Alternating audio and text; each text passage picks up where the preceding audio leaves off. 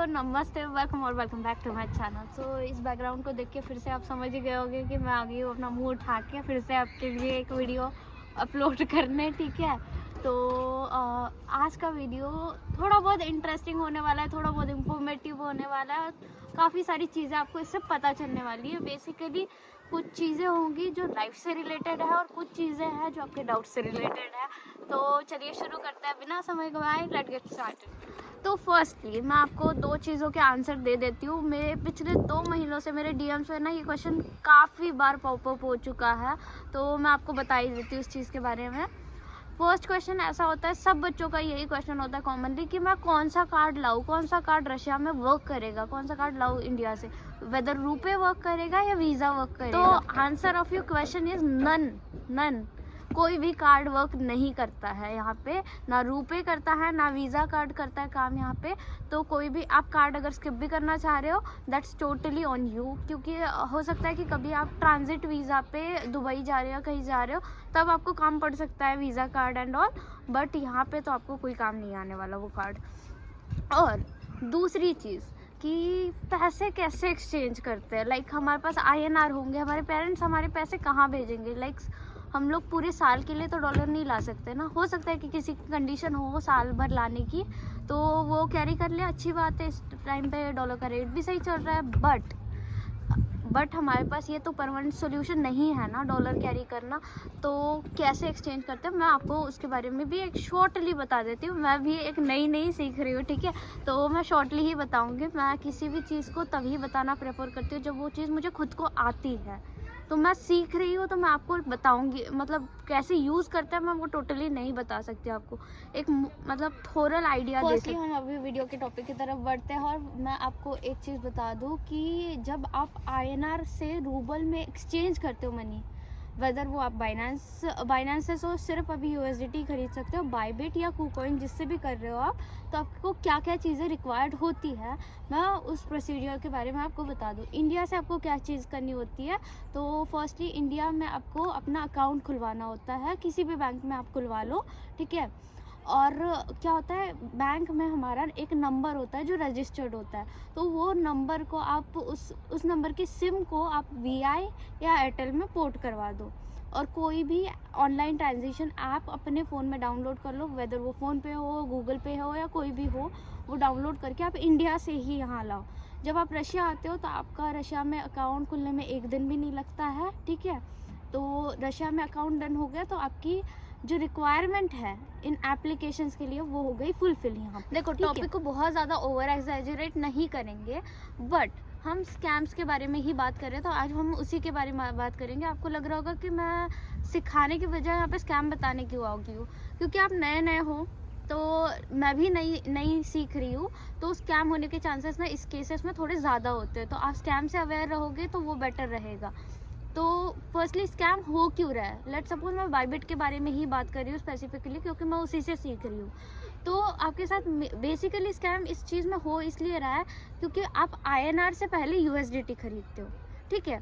तो आपको INR से USDT खरीदने के लिए क्या करना होता है, पहले INR रिलीज़ करने होते हैं, तभी अगला जिससे आप खरीद रहे हो वो आपको USDT मतलब आपको रिलीज़ करता है, इसीलिए यहाँ पे स्कैम होने के चांसेस ज़्यादा है। तो अब मैं बताती हूँ ये स्कैमर्स को पहचानने की, मतलब इन एप्लीकेशन में स्कैमर्स को पहचानने के तरीके क्या होते हैं। बेसिकली इनके अकाउंट में आप जाते हो तो वहाँ पे ट्रेडर्स का ये होता है, हिस्ट्री होता है कि इन लोगों ने कितना ट्रेड करा है। तो इनका ट्रेड ज़्यादा कुछ नहीं करा होता, इन लोगों ने लेट्स सपोज 15 किया है या उससे भी कम या उससे ज़्यादा थोड़ा बहुत, तो ऐसे आप पहचान सकते हो। और दूसरी चीज़ होती है कि लेट्स सपोज मार्केट में आज मतलब बाइबिट पे जो रेट चल रहा है USDT का वो है 91, तो ये लोग आपको बेचेंगे 90 पॉइंट समथिंग में या 90 में, तो आपको लगेगा कि ये कम रेट में दे रहे, चलो इनसे खरीद लेते हैं, बट यही तो स्कैम होता है। तो आपका थोड़ा बहुत पैसा मतलब ज़्यादा लग रहा है चलेगा, बट आप एक ट्रस्टेड सोर्स थ्रू ही USDT खरीदे कि जिन्होंने अच्छे से उनकी ट्रेडिंग हिस्ट्री अच्छी है। सबसे पहले हम बात करते हैं कि स्कैम कैसे होते हैं। तो अभी इस टाइम पे काफ़ी ज़्यादा स्कैम्स चल रहा है, तो स्कैम किस तरीके के होते हैं। अब कुछ दिनों पहले मैं अपनी स्टोरी से बताती हूँ। कुछ दिनों पहले ना मैं कर रही थी 10,000 एक्सचेंज, मैंने बायर की जो अकाउंट डिटेल थी उसमें 10,000 भेज दिए, ठीक है। 10,000 भेजने के बाद मैंने उन्हें स्क्रीनशॉट भेजा, ठीक है। स्क्रीनशॉट भेजने के बाद मेरे पास मैसेज आता है कि मेरा नेटवर्क वर्क नहीं कर रहा है, तो आप अपना नंबर भेजो। मैंने अपना नंबर भेज दिया, क्योंकि यहाँ पे सिंपल कॉल हो नहीं सकती है, तो उन्होंने मुझे व्हाट्सएप पे कॉल किया और बोला कि एक काम करो, आप कैंसिल ऑर्डर करो, मुझे काफ़ी नींद आ रही है और मेरा नेटवर्क भी नहीं वर्क कर रहा है।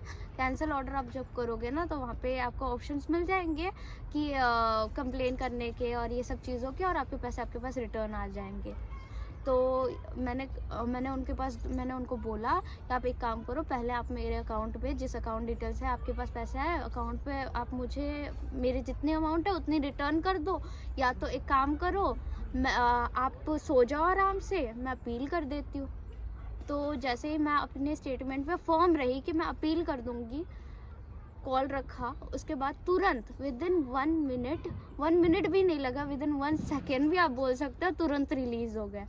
तो आप कैंसिल ऑर्डर करने की कभी भी गलती मत करना, क्योंकि कैंसिल ऑर्डर कर रहे हो मतलब आपको वो पैसा वापस नहीं मिलना है। तो फर्स्टली आपको लग रहा होगा इतने स्कैम हो रहा है, तो ये सेफ भी है या नहीं है? तो ये बिल्कुल सेफ है, बस आपको अवेयर रहने की ज़रूरत है। कैसे सेफ है मैं बता देती हूँ।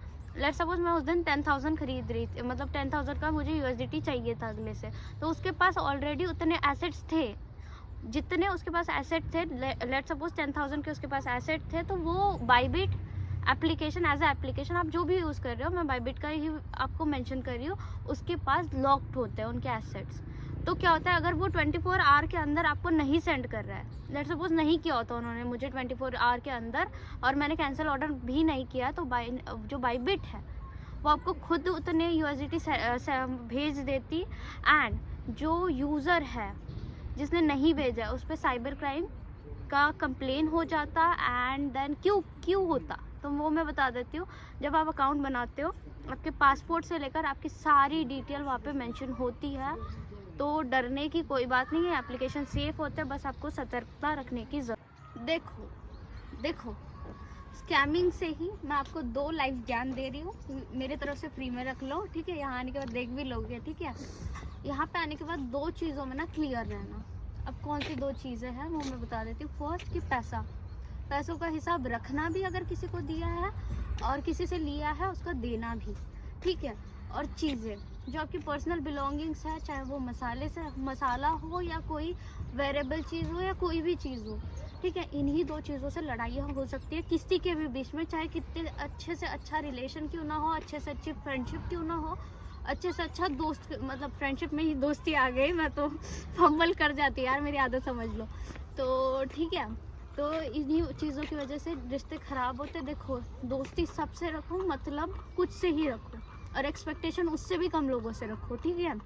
और इसी के साथ आज का वीडियो हम एंड करते हैं। अगर आपको वीडियो अच्छी लगी हो तो लाइक करिए, शेयर करिए, सब्सक्राइब करिए, और मिलते हैं एक नई वीडियो के साथ। आई होप कि मैं 3 महीनों बाद भूल ना जाऊँ इस चीज़ को, और मैं आपके लिए एक डिटेल वीडियो बनाऊँ कैसे आप पैसे एक्सचेंज करते हैं।